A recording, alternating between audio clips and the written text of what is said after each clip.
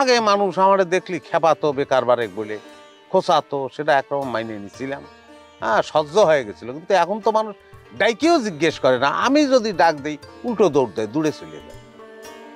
আমারে দেখলি নাকি তাদের কুযাত্রা হয়, আমি বলে কুফা।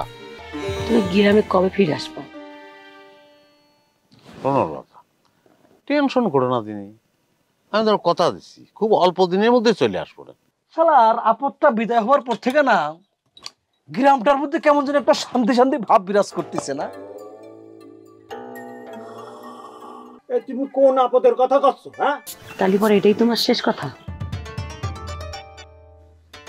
তাছাড়া আমার আর করার কি আছে?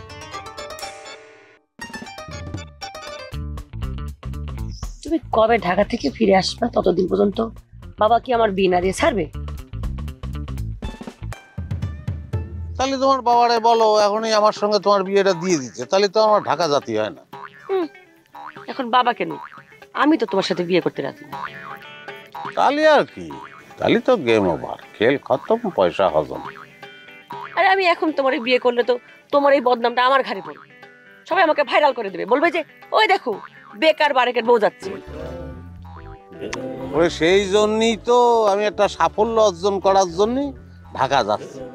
একটা কোনো কাজ আমি জোগাড় করিয়ে ফেলবই আমি।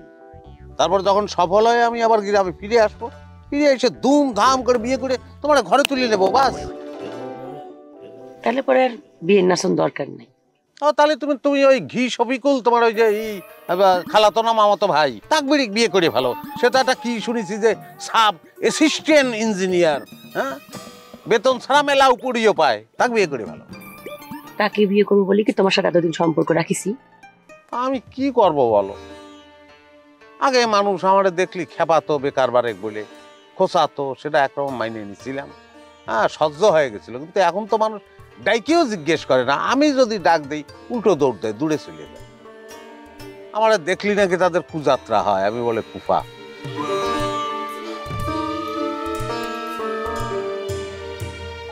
তুমি গ্রামে কবে ফিরে আসবা? টেনশন করো না দিনি, আমি তোর কথা দিচ্ছি খুব অল্প দিনের মধ্যে চলে আসবো।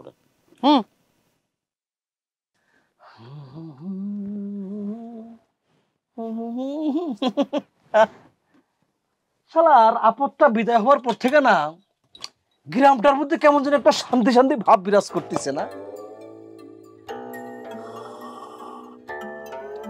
স্যার সুমুখের মধ্যে একটা হারামজাদার টেস্ট চলে এসেছে নাকি খালেক ভাই? তুমি কোন আপদের কথা করছো? হ্যাঁ, আমি তো কিছুই বুঝতে পারতেছি না। ওই চাই চিনি লিখা ঠিক আছে কিনা তাই কর।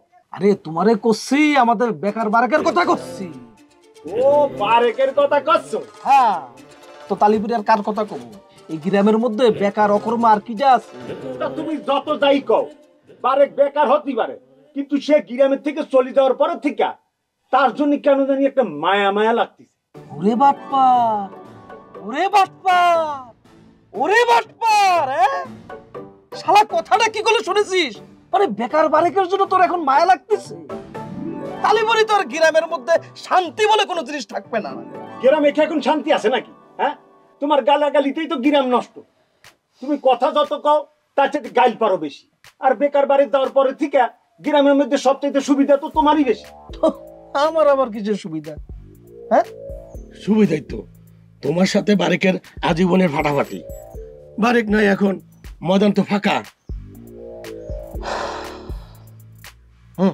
রবে চাটা শেষ না কইরা ট্রেন উঠা যা। ভাই তোমার সাথে আমার আলাপটা, তোরা যাতে কইছিস যাচ্ছিস কিসের জন্য শালা? একদম মাইরে পাগল বানাইলাম।